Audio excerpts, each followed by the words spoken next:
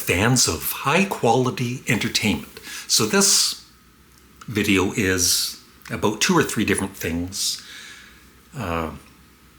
starting with social media and very naive people out there in the world.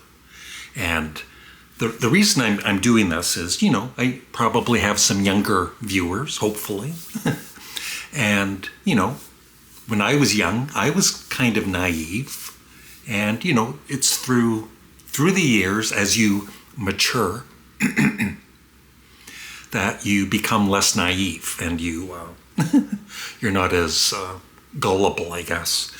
But anyway, I follow, different artists on Facebook and Instagram, and I see this once in a while. I've seen it on Sparks' official Facebook page. I've seen it on Paul McCartney's official Facebook page, and other artists.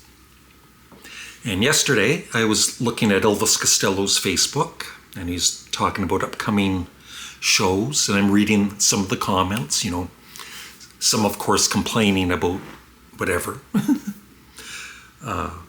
And I came across this one, and I'll put it here in a second here, and it's from Nicola. I blurred out her it's from somebody named Nicola, and I blurred out the rest of her name, even though it was public. And she wrote, "Can I have VIP tickets to a Florida gig, please?" No harm in asking. But that's the thing too. I think with a lot of these artists, they probably don't even run their own social media. They have, their handlers to do quite a bit of it. They're busy. And I noticed this, and like I said, I've noticed it on other artists' Facebook pages too once in a while. And it's directly from Elvis Costello with an E right here. And it says, "Hello, thanks for the comments and wishes on my pages. It's a pleasure to know that you are a big fan of mine. Please send me a friend request or send me a private message, and you can have a conversation with Elvis Costello." Isn't that amazing? He is so nice to do that. And, I think that most people on the internet or Facebook, Instagram, know it's just spam and trying to impersonate a famous person. But there are gullible, I was going to say idiots. Idiots. I just said it, idiots. But I'm thinking, if they're younger, maybe, they might think it's the actual artist and contact them. And, it gets scary that way, right? So I'm just letting the gullible people out there know that ain't Elvis Costello. He's not going to private message you. And so that's the end of that segment. But it's just ridiculous. Like I said, I've seen it quite often with different bands and solo artists. One thing about Black Sabbath, the night before, like I said in my previous video, I listened to a lot of Black Sabbath, and last night I listened to Sabbath, Bloody Sabbath. Such a great album. I still think I have to listen to it again. It's been a couple months, but I still think Sabotage is my favorite because it's just so heavy. But I think this is in the running for their best album also.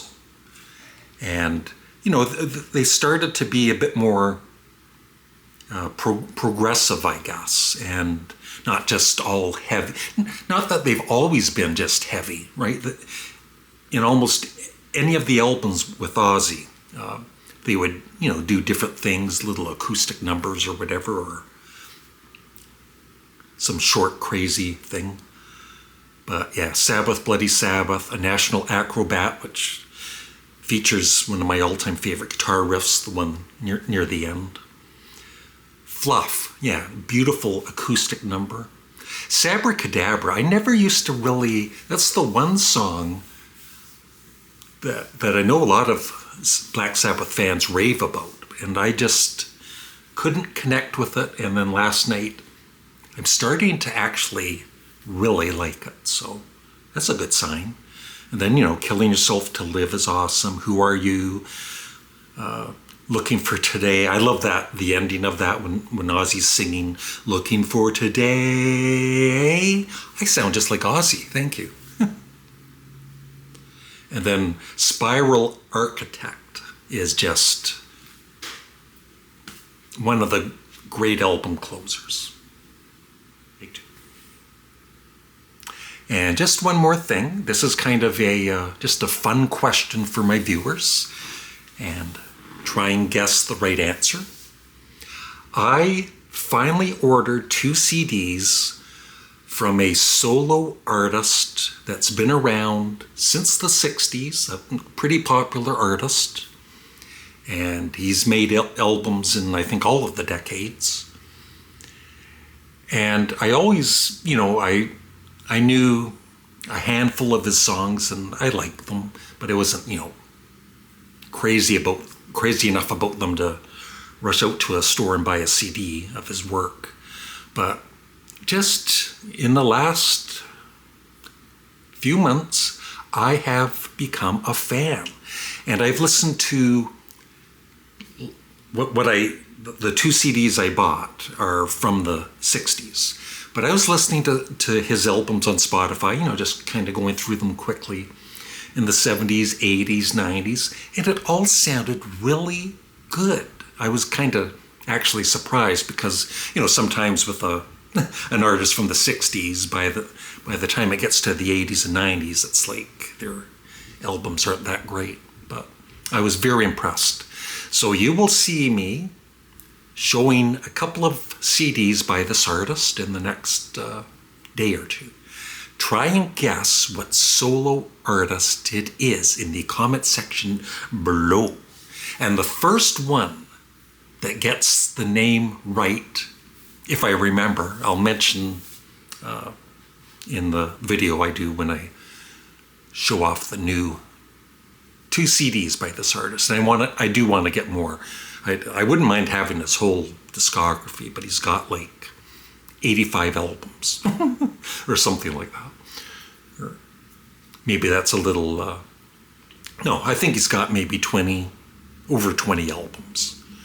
So that is it. I would love your thoughts on all this in the comment section below.